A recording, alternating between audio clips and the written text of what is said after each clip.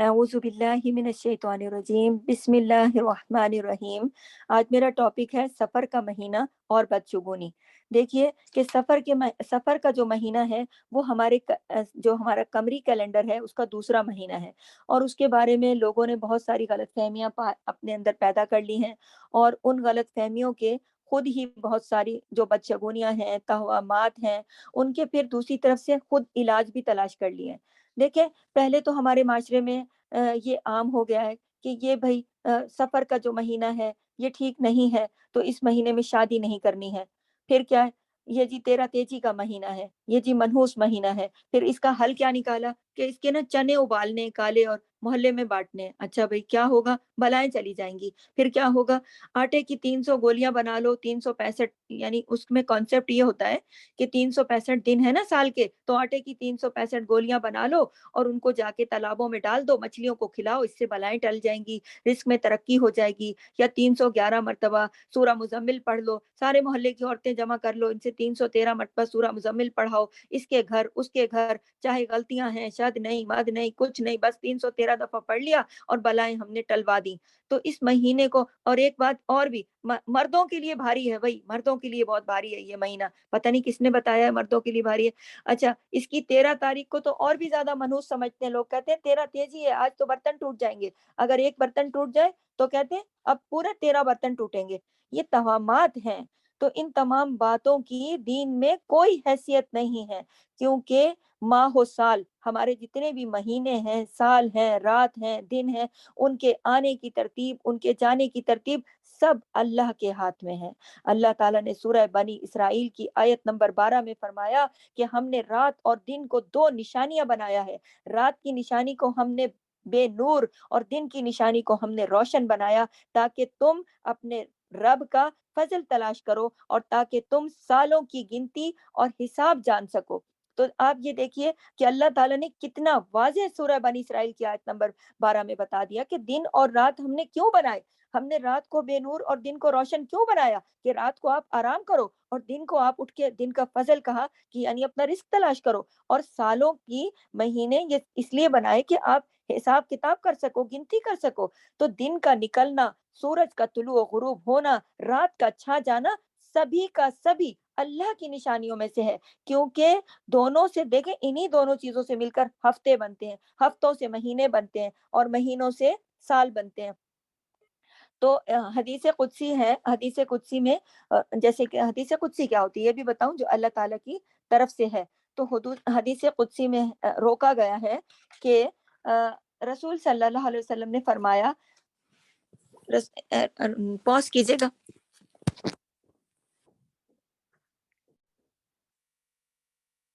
तो रसूल सल्लल्लाहु अलैहि वसल्लम ने फरमाया कि इब्ने आदम ज़माने को गाली देकर, जैसे कि सही बुखारी में है कि अल्लाह ताला के बारे में बात हो रही है कि इब्ने आदम जो है वो ज़माने को गाली देकर मुझे अज़ियत देता है। हालाँकि ज़माना मैं हूँ, मेरे हाथ में हर काम है, मैं रात और दिन को उलट-पुलट करता हूँ। तो आप ये देखिए कि अल्लाह ताला के हाथ में है ना, वक़्त का पहिया अल्लाह के हाथ में है। कोई रोक सकता है भला दिन को? कोई रोक सकता है भला रात को, कि रात अब सुबह ना हो, अभी हमें और सोना है? कोई नहीं रोक सकता। जब वक़्त का धारा अल्लाह के हाथ में है, वक़्त का धारा अल्लाह के हुक्म से बहता है, तो कमरी कैलेंडर में जो है चाँद की बदलती हुई जो हालतें हैं, चाँद आता है, चाँद बढ़ता है, चाँद घटता है, ये सब कौन करता है? सब अल्लाह ताला करते हैं ना। तो सब अल्लाह ताला ने औकात के लिए ये ज़रिए बनाए हैं। ये जो चाँद है उसके साथ देखिए हमारा जो कमरी कैलेंडर है, हकीकत में ये एक आलमी कैलेंडर है। इसके ज़रिए से अल्लाह ताला ने हर इंसान के लिए ये एहतिमाम कर दिया कि वो आसानी से तारीखों का तय्युन कर सके। चाँद अल्लाह के मुकर्रर करदा ज़ाबिते का पाबंद है।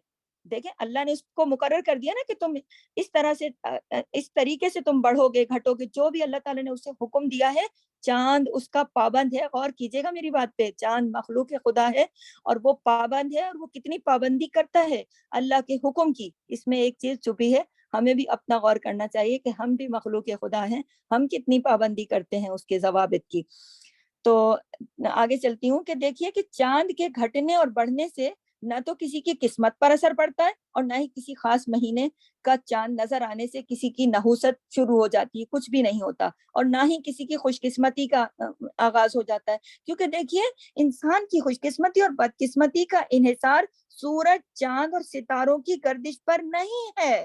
دیکھیں سورج، چاند اور ستارے یہ اللہ کی مخلوق ہیں، یہ اللہ کے حکم کے مطابق گردش کر رہے ہیں، اللہ ان سے جو کام لے رہا ہے وہ اللہ کے حکم کے تابع ہیں، وہ اپنی ڈیوٹی پر لگے ہوئے ہیں، وہ اپنا کام کر رہے ہیں، ان کے کام سے دوسروں کی زندگی میں کوئی نحوست یا کوئی خوشحالی کا کسی قسم کا کوئی تعلق نہیں ہے، وہ تو اپنے کام پر ہیں۔ ان کی تخلیق کا مقصد تو صرف سالوں کا حساب کتاب رکھنے کے لیے یا پھر کیا عبادت کے اوقات معلوم کرنے کے لیے ہے، اور مہینوں یعنی کہ آپ کو پتہ ہے یہ فجر ہو رہی ہے، ظہر ہو رہی ہے، عصر ہو رہی ہے، مغرب ہے، عشاء ہے، پھر چاند کے ذریعے آپ کو پتہ ہے یہ رمضان کا مہینہ ہے، یہ حج کا مہینہ ہے، تو یہ دیکھیے کہ چاند کو اللہ نے کوئی اس لیے تو نہیں بنایا کہ چاند اس دن نکلا تو منحوس ہو جائے گا اور اس دن نکلا تو ٹھیک ہو جائے گا، ایسا کچھ نہیں ہے۔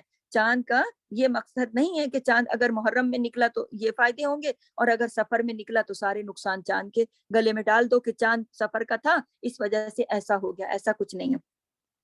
تو مہینوں کی تعداد بھی اللہ تعالیٰ کی مقرر کرتا ہے، جیسا کہ قرآن پاک کی سورہ توبہ میں آیت نمبر 36 میں اللہ تعالیٰ نے فرمایا، بے شک مہینوں کی تعداد اللہ کے نزدیک اللہ کی کتاب میں 12 مہینے ہیں، جس سے جب اس نے آسمانوں اور زمینوں کو پیدا کیا تھا اس وقت ہی اس بات کا فیصلہ کر دیا تھا کہ مہینے 12 ہوں گے۔ تو اللہ تعالیٰ نے جب فکس کر دیا تو اللہ تعالیٰ تو اپنے بندوں کا بھلا چاہتے ہیں نا، وہ ان 12 مہینوں کے اندر کوئی منحوس مہینہ تو نہیں ڈالیں گے نا۔ سوچنے کی بات ہے آپ کے اور میرے لیے کہ ہم اپنی عقل سے سوچیں کہ جب آسمان اور زمین نہ بنے تھے اللہ تعالیٰ نے اس وقت ہی جب جو کچھ بنا دیا تھا، سبھی کچھ بنایا، تو اس میں 12 مہینوں کی تعداد بھی اسی وقت مقرر کر دی تھی۔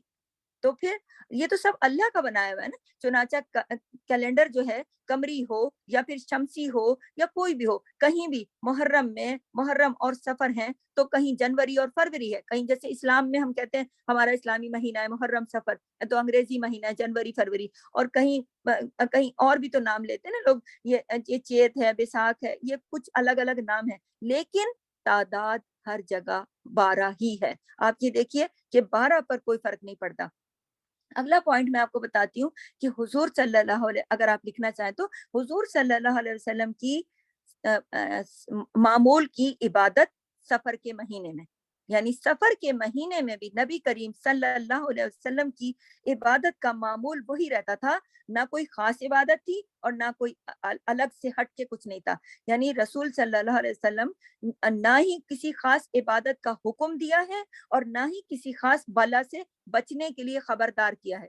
غور کیجئے گا میری بات پہ، نبی کریم صلی اللہ علیہ وسلم نے اس مہینے میں کسی خاص عبادت کو نہ تو اختیار کیا، نہ ہی 313 گولیاں بنائیں، نہ اس پہ بیٹھ کے سورہ مزمل پڑھی، نہ پڑوس میں چنے بھیجے، نہ اس طرح کی کوئی باتیں کری، اور نہ ہی اس طرح کی کوئی بات سمجھائی کہ بھائی یہ طریقے کر لینا تو پھر تم بچ جاؤ گے۔ تو یہ سب ہمارے اپنے گھڑے گھڑائے ہیں۔ توامات اور شگون جو اس مہینے سے منسوب کیے گئے یہ نبی کی طرف سے ہرگز نہیں ہے، ان کی کوئی حقیقت نہیں ہے، یہ لکھ لیجئے اور لوگوں کو بتائیے۔ دیکھیے لوگ بیچارے اس چیز کو جانتے نہیں، وہ ایک کرتا ہے تو دوسرا بھی شروع کر دیتا ہے، ہاں جی سفر کا مہینہ آ گیا، بھائی بڑی مصیبت کھڑی ہو گئی ہے، یہ تو مردوں کے لیے بڑا بھاری ہے، برتنوں کو ٹوٹنے سے بچاؤ، بڑا منحوس مہینہ آ گیا، یہ وہ کیوں بھائی منحوس مہینہ کیوں بنائیں گے اللہ تعالیٰ؟ اللہ نے تو 12 مہینے اس وقت بنا دیے جب زمین آسمان بنایا، ہمارے بہتری کے لیے اللہ تعالیٰ نے سب کچھ بنایا، تو کیا انسان کو دنیا میں بھیجنے سے پہلے ہی اللہ نے ہماری بدبختی کا پروگرام شروع کر دیا؟ نہیں، کبھی بھی نہیں۔ ایک ماں سے بڑھ کر محبت کرنے والا کوئی منحوس مہینہ بنا کے بھیج سکتا ہے بھلا؟ کبھی بھی نہیں۔ یہ لوگوں کی توہمات ہیں، اس کی میں آپ کو وجہ بتاتی ہوں۔ اب اگلا پوائنٹ اگر آپ لکھنا چاہیں تو لکھ لیجئے، عربوں کے غلط تصورات۔ دیکھیں عربوں کے ہاں غلط تصورات جو تھے وہ بہت پائے جاتے تھے، اس کی بنیادی وجہ میں آپ کو بتاتی ہوں کہ اس کی بنیادی وجہ یہ تھی کہ عرب جو تھے وہ حرمت کی وجہ سے 3 مہینے خاص طور پہ جو ذیقت، ذی الحج اور محرم، اور چوتھا مہینہ بھی میں نے آپ کو بتایا نا حرمت والا رجب، تو یہ جو 3 مہینے ساتھ آتے ہیں، یہ 3 مہینے ساتھ آتے ہیں، ذیقت، ذی الحج اور محرم، और रजब अलग से हट के। तो इन 3 महीनों में जंगो जदल से बाज रहते थे, कोई जंग नहीं होती थी, कुछ नहीं होता था। और आपको पता है, बड़ी लड़ाकी कौम थी, बड़े जाहिल लोग थे, हर वक्त लड़ाई झगड़ा दंगा फसाद, इसको मार उसको मार। अब जब ये आ जाते थे 3 महीने, ज़ीक़त, ज़िलहज और मुहर्रम, अब इनको जंग बंद करनी पड़ती थी। क्यों? क्योंकि ये हुर्मत वाले महीने थे ना। तो आप यहाँ से भी अंदाजा लगाइए कि ज़माना जहालियत में भी ये हुर्मत वाले महीने थे। तो इसमें ये जाहिल लोग भी जंगो जदल को बंद कर देते थे। आज अपना और मेरा हाल देखिए, और हमारे माशरों का हाल देखिए, और हमारी हुकूमतों का हाल देखिए कि कैसे लोग इन महीनों का भी एहतराम नहीं करते। तो यहाँ सीखने की बात है कि उन जाहिलों से ज्यादा फिर क्या ये माशरा, जो आज खुद को बड़ा तरक्की याफ्ता माशरा कहता है और बहुत पढ़ा लिखा कहता है, इससे तो वो जाहिल भले न थे कि जो इन कम अज कम इन महीनों का एहतराम कर लेते थे, किसी पर जुल्म ना करते थे। लेकिन हमारा मौजू कुछ और है, मैं आगे जाती हूँ। हमारा मौजू ये कि ये जो अरब लोग थे, ये इन्होंने ये गलत तस्वुर क्यों बनाया, ये मुहर्रम के सफर के महीने को मनूस करार क्यों दिया। उसके पीछे वजह यह है कि जब ये 3 महीने तक इंतजार करते रहते थे, लड़ाई होती कोई नहीं थी, पाबंदियां लग जाती थी, तो ये पाबंदियां जैसे ही खत्म होती थी, ये 3 महीने जैसे ही खत्म होते थे, तो ये दोबारा लूट मार का सिलसिला शुरू। लिहाजा सफर होते ही लूट मार, रहजनी। रहजनी क्या होती है? मुसाफिरों को रास्तों में लूटना। क्योंकि आपको पता है, अरब के अंदर कोई भी चीज पैदा नहीं होती।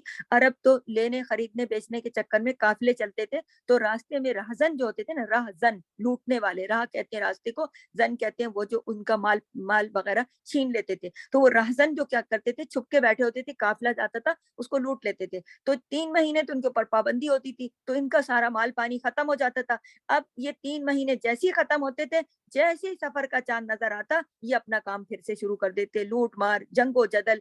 और जब जंगो जदल के इरादे से जब घरों से निकलते, तो इनके घर खाली रह जाते। यूं अरबी में ये एक मुहावरा है ना, कि मुहावरा है ना, सफर अल मकान, यानी घर का खाली होना। ये जो मशहूर हो गया ये अरबी का। तो सफर और सिफर के मायने हैं खाली होना, यानी सफर का हिंसा जो है, अरबी में कहते हैं इसको कि घर सामान से खाली हो गया। असल में घर सामान से खाली क्यों हो जाता था? क्योंकि जो 3 महीने खुद ही अपनी जेब से खाना कमाना पड़ता था, तो घर में तो कुछ होता ही नहीं था, गुर्बत के जमाने थे। और फिर लूट मार के ही तो सारा चीजें आती थी। तो ये क्या करते थे कि जैसे ही बस सफर हुआ और लूट मार और सब चीजें शुरू हो गई। तो अरबों ने जब देखा कि इस महीने में लोग कत्ल होते हैं, इसी महीने अब जब लूट मारने के लिए तमाशे होते थे, तो लोग कत्ल भी हो जाते थे। ज़ाहिर है सभी अपना डिफेंस भी करते होंगे, आगे से भी लोग मारते होंगे, तो कत्ल की तादाद बढ़ जाती थी इस महीने में। तो जाहिर है कत्ल करने जाता कौन था? औरतें तो नहीं जाती होंगी ना, मर्द जाते होंगे। तो इस चक्कर में कत्ल ज्यादा हो जाते थे, तो मर्द मारे जाते थे। तो इस वजह से लोगों ने ये बात भी वहां से मशहूर कर दी कि मर्दों के लिए बड़ा भारी, तो मर्द ऐसे काम ना करे ना।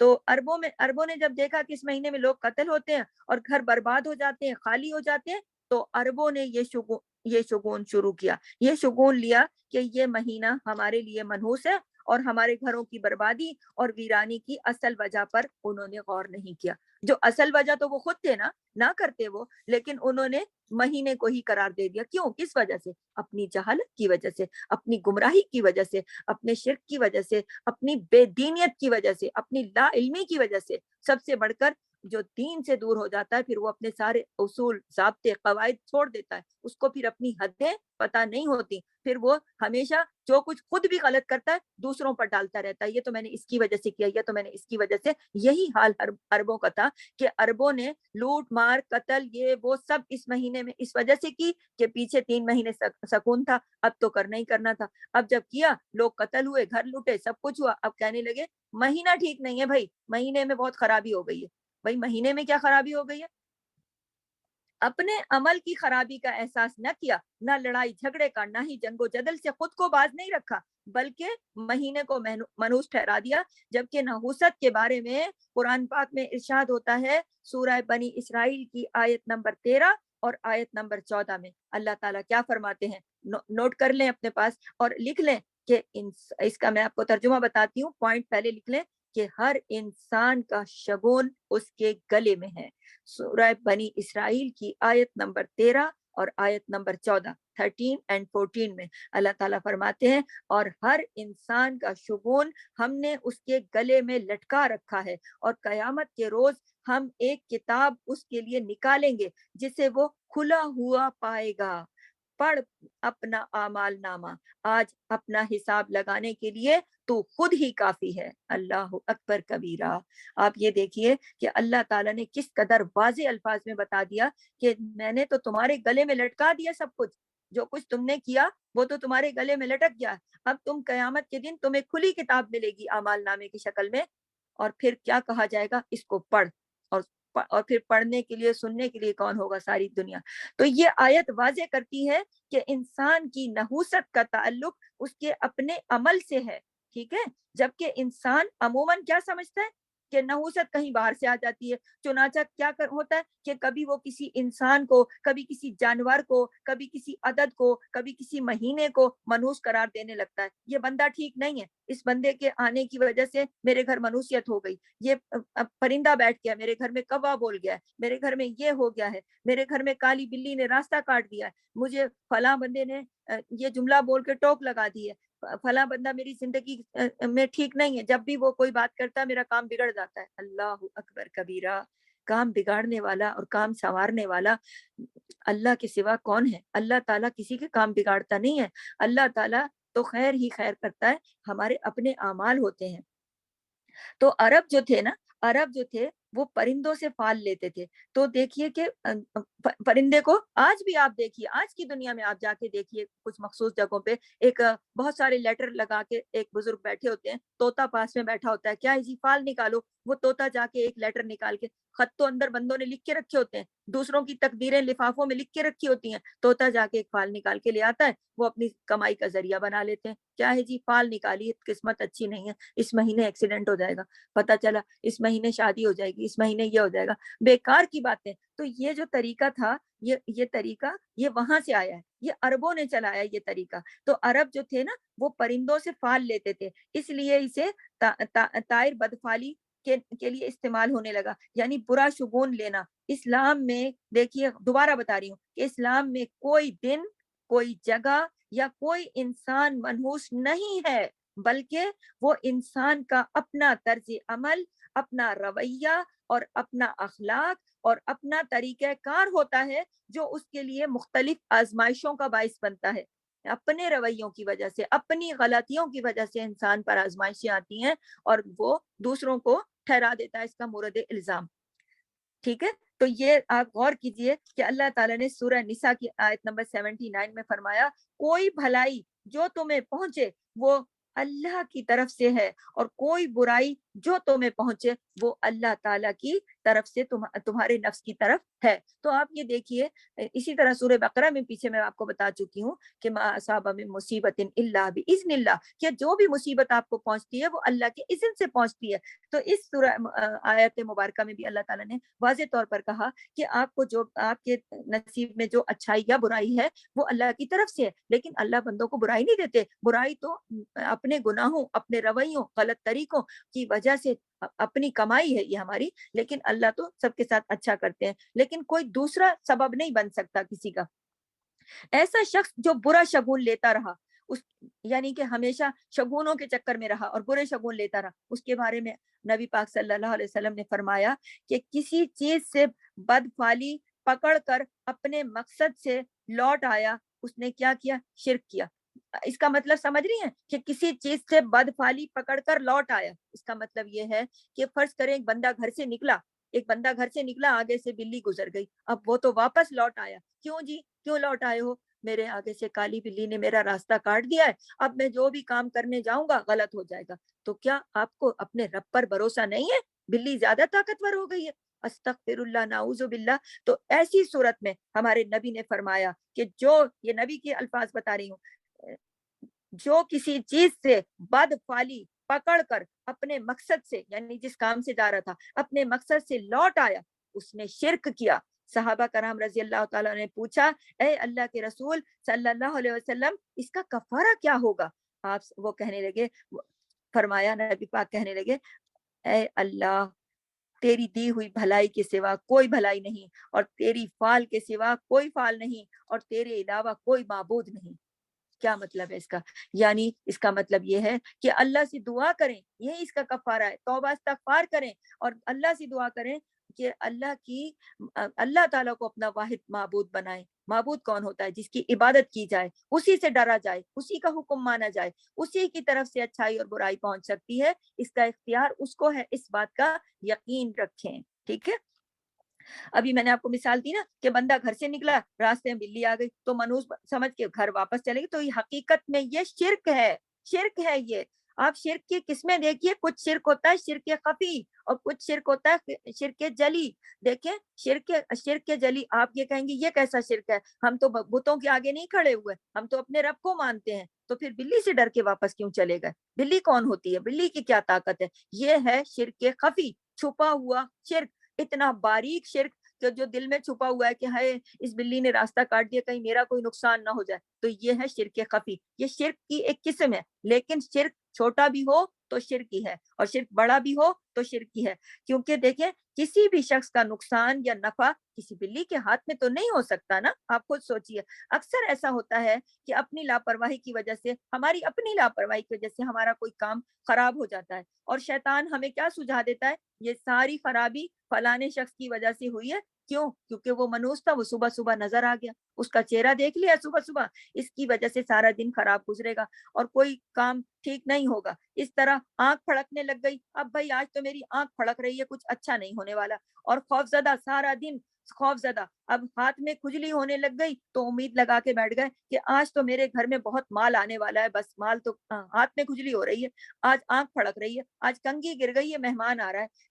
یا جوتے پہ جوتا آ گیا تو ارے بھائی اب تو مجھے سفر پیش آ جائے گا، یہ تو میرا جوتا ایسے پڑا ہے، اب تو مجھے جانا ہی جانا پڑے گا۔ تو یہ سب کیا ہے؟ اور پھر رنگوں سے شگون لینا، کہ ہمارے معاشرے میں عام طور پر کیا ہے؟ کالا رنگ نہیں پہنیں گے، بیمار پڑ جائیں گے، ورنہ اگر کالا رنگ پہن لیا تو یہ احترام کے منافی ہے، کیونکہ اچھا کچھ لوگ کہتے ہیں خانہ کعبہ کا غلاف جو ہے وہ کالا ہے، اس لیے ہم نے کالے رنگ کا لباس نہیں پہننا۔ اللہ اکبر کبیرہ، کون سی حدیث میں لکھا ہے؟ لے کر آئیے ذرا۔ اچھا سبز رنگ کا جوتا نہیں پہنیں گے، بے ادبی ہوگی، کیونکہ آپ صلی اللہ علیہ وسلم کی قبر مبارک کا گنبد جو ہے وہ سبز رنگ کا ہے۔ تو دیکھیے یہ سب انسان نے خود ساختہ طور پر کچھ چیزیں صرف اپنے لیے خود ہی حرام کر لی ہیں، بلکہ کیا کیا ہے؟ ان کے ساتھ قسمت کا حال بھی جوڑ دیا کہ یہ سب ایسے وسوسے ہیں، توہمات ہیں کہ جن کی حقیقت اس کے سوا کچھ بھی نہیں، کہ شیطان انسان کو شرک میں مبتلا کر کے اس کے اعمال کو ضائع کرواتا ہے۔ یہ توہمات ہیں، بدشگونیاں ہیں، اور انسان کو اندر سے یہ کمزور کر دیتی ہیں۔ اس کے برعکس اللہ کی ذات پر پختہ ایمان اور توکل انسان کو جرت، بہادری اور اعتماد دیتا ہے، ایسے جینے کا ڈھنگ سکھاتا ہے کہ جیسے انسان اندر سے بہادر ہو کر جیتا ہے۔ چنانچہ کبھی بھی کسی بھی خیال کو دل میں نہیں لانا چاہیے، ایسے خیالات کو دل سے نکال کر کرنے کا کام کیا ہے؟ اللہ پر توکل، صرف اللہ پر توکل کر کے اپنا کام جاری و ساری رکھیں۔ بدشگونی جو ہے وہ شرک ہے۔ سنن ابی داؤد سے میں یہ روایت بتاتی ہوں کہ 3 بار اور 3 بار نبی کریم صلی اللہ، حضرت عبداللہ بن ابن مسعود نے فرمایا کہ رسول اللہ صلی اللہ علیہ وسلم نے 3 بار کہا، اور ہم میں سے کوئی ایسا نہیں، اسے وہم ہو جاتا ہے، لیکن اللہ تعالیٰ توکل کے درجے سے اسے دور کر دیتا ہے۔ اللہ اکبر، استغفر اللہ۔ جو شخص اس مصیبت میں مبتلا ہوتا ہے نا، پھر اس کے دل سے توکل ختم ہو جاتا ہے۔ اس حدیث کی روشنی میں بات کر رہی ہوں، یہ میرے نبی کے الفاظ ہیں، یہ میں نہیں کہہ رہی ہوں کہ وہ توکل سے دور ہو جائے گا۔ نبی نے فرما دیا کہ جس نے بدشگونی سے شرک کی طرف گیا، وہ پھر اللہ اس کو توکل سے دور کر دیتا ہے۔ تو اہل کتاب جو تھے، اہل کتاب بھی جب دین کی اصل تعلیمات سے، دیکھیں کتابیں قرآن سے پہلے بھی اتری ہیں، تو وہ لوگوں پر جن لوگوں پر کتابیں اتری ان کو اہل کتاب کہا جاتا ہے۔ تو وہ جب لوگ جو تھے، جب انہوں نے بھی اپنی کتابوں کو چھوڑ دیا اور وہ شگون لینے کی طرف جانے لگے، تو جن کا ذکر اللہ تعالیٰ نے قرآن مجید میں بھی کر دیا۔ اب میں آپ کو آیت بتاتی ہوں، سورہ نساء کی آیت نمبر 51 میں اللہ نے فرمایا، کیا تم نے نہیں دیکھا ان لوگوں کو جنہیں کتاب کا ایک حصہ دیا گیا اور وہ جنت اور طاغوت پر ایمان لاتے ہیں؟ اللہ اکبر کبیرہ۔ اور جنت بے حقیقت، بے اصل اور بے فائدہ چیز کو کہتے ہیں۔ جب یہ کیا کرتے ہیں، یہ اس طرح کی باتیں کیوں کرتے ہیں؟ چونکہ شگون کی بھی اصل بنیاد اور حقیقت نہیں ہوتی۔ تو جب یہ اس طرح کی جب معاملات میں پڑھتے ہیں تو انہیں کسی چیز کی کوئی حقیقت دکھائی نہیں دیتی. اس لیے اسلام میں ایسی تمام چیزیں جو جو اس میں اس کے تحت آئی ہے نا، کہ جیسے کہانت ہے، فالگیری ہے، شگون ہے، توہمات ہے، ان سے منع کیا گیا ہے. کیونکہ دیکھیں، جو لوگ آخرت پر یقین رکھتے ہیں، جنت پر، دوزخ پر، اللہ پر، انہیں یقین ہے کہ ہمارا ہر عمل اللہ کی طرف سے، ہر دین اللہ کی طرف سے، ہر عطا اللہ کی طرف سے، ہر اچھائی اللہ کی طرف سے. اگر ہم برائی کرتے ہیں تو ہمیں توبہ کرنی چاہیے. کوئی مصیبت آتی ہے تو یہ آزمائش ہے اللہ کی طرف سے. ہم جواب دیں گے اللہ کو، ہمیں جنت ملے گی اللہ کی طرف سے، دوزخ ملے گی اللہ کی طرف سے. تو یہ جب سب چیزیں اللہ کی طرف سے ہوں گی، یقین رکھیں گے، تو پھر فال گیری کرنا، شگون لینا، توہمات کرنا، پھر ان چیزوں کا مطلب ختم ہو جائے گا نا انسان کی زندگی میں. تو کسی بھی چھوٹی سی تکلیف یا طبیعت کی خرابی کو اس پر دوسروں کو مورد الزام نہیں ٹھہرانا چاہیے. دیکھیں، پچھلی قوموں کا بھی ذکر آیا کہ لیکن یہاں کہا گیا کہ وہ اہل کتاب تھے جنہوں نے اپنی اصل کتابوں کو چھوڑ دیا تھا. یعنی اللہ نے ان کو جو کتابوں میں علم دیا تھا وہ پڑھنے سے ہٹ گئے، اور وہ اپنا الگ سے فال نکال کے بیٹھ گئے کہ چلو ہم کوئی شارٹ کٹ تلاش کر لیتے ہیں. تو ہم بھی تو آج شارٹ کٹ تلاش کرتے ہیں نا. پورا سال پورا قرآن پڑھنے کے بجائے سورہ مزمل 313 دفعہ پڑھ لو. وہ بھی پڑھ نہیں لو، محلے کی عورتیں بلوا کے پڑھوا لو، مدرسے کے بچے بلا کے پڑھا لو. کیا ہے یہ شارٹ کٹ ہے. تو یہ ہمارے نبی نے یہ شارٹ کٹ نہیں سکھائے، یہ خود ساختہ ہے سارے. اور نہ ہی کوئی اس طرح کی بات کی ہے کہ بچنے کا یہ طریقہ ہے کہ ان چیزوں سے جو تمہارے اوپر خود ہی لگا لی ہیں کہ بھائی ایسا ہو جائے گا، سفر آ گیا، ویسا ہو جائے گا، اور بچنے کے طریقے، باتیں بھی خود ہی بنا لی اور بچنے کے طریقے بھی خود ہی بنا لیے. یہ ہے آج کا خاص ٹاپک، اسی کو لے کے چل رہی ہوں آگے، کہ چھوٹی سی بھی کوئی تکلیف ہو، طبیعت خراب ہو، تو اس پہ دوسروں کو نہیں ٹھہرا دینا چاہیے. اس سے کیا ہوتا ہے، دوسروں کے ساتھ ہمارے باہمی تعلقات خراب ہو جاتے ہیں. اگلا پوائنٹ بھی آپ لکھ سکتی ہیں کہ ان چیزوں میں رشتوں کا احترام ختم ہو جاتا ہے، پیار محبت ختم ہو جاتی ہے. آج کے اس معاشرے کو آپ غور سے دیکھیں، گھروں میں کتنی لڑائیاں ہیں ان توہمات کی وجہ سے. جو کمبائنڈ فیملی سسٹم ہمارا ٹوٹ رہا ہے، انہی حرکتوں کی وجہ سے، انہی بدشگونیوں کی وجہ سے، انہی بدعمالیوں اور بدفعالیوں کی وجہ سے. کیوں؟ دیورانی کہتی ہے جٹھانی نے میرے اوپر جادو کر دیا، نند کہتی ہے بھابھی نے میرے اوپر جادو کر دیا، بھابھی کہتی ہے مجھے نظر لگاتی ہے، وہ کہتی ہے وہ منحوس ہے، وہ کہتی ہے یہ مجھے اس کی وجہ سے تکلیف ہوتی ہے. دیکھیں، ہمارے نبی صلی اللہ علیہ وسلم نے تو کچھ ایسی بات نہیں بتائی نا. تو ہم تو قرآن کے ماننے والے ہیں، ہم تو اپنے نبی کی سنت پہ چلنے والے ہیں. تو یہ اپنی غلطیاں اور اپنی کوتاہیوں کا ہمیں جائزہ لینا چاہیے، نہ کہ بھاگ کے کسی جادوگر کے پاس پہنچ جانا چاہیے کہ بھائی کوئی توڑ کرو، یا پھر کسی فال والے کے پاس، یا کسی اس کے پاس کہ بھائی اب بتاؤ آگے کیا ہوگا. آگے کیا ہوگا؟ آگے جو ہوگا وہ صرف اللہ کو پتا ہے. غیب کی خبریں تو ان کو نہیں معلوم تھی، نبیوں کو بھی. سبحانک اللہم و بحمدک، نشہد ان لا الہ الا انت، نستغفرک و نتوب الیک.